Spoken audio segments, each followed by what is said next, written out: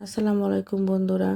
আজকের রেসিপির জন্য প্রথমে কড়াইতে তেল, এলাচি, দারচিনি, তেজপাতা, পেঁয়াজ, আদা রসুন বাটা, হলুদ, মরিচ, ধনিয়া, জিরা, গরম মশলা দিয়ে খুব ভালো করে মশলাটা কষিয়ে নিয়েছি।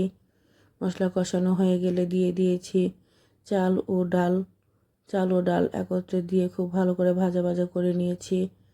ভাজা ভাজা করা হয়ে গেলে এর মধ্যে দিয়েছি আগে থেকে রান্না করা গোস্ত।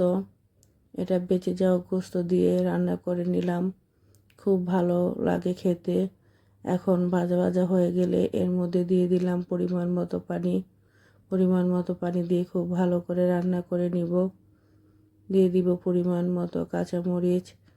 এই খিচুড়িটা পুরোপুরি ঝরঝরাও হবে না, আবার লেটকা খিচুড়িও হবে না, এটা হবে মাখা মাখা খিচুড়ি।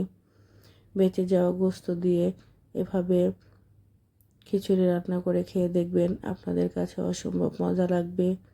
এটা খুব মজাদার একটি খিচুড়ির রেসিপি। দেখুন খিচুড়িটা দেখতে কতটা লোভনীয় লাগছে, এটা খেতেও দুর্দান্ত লাগে।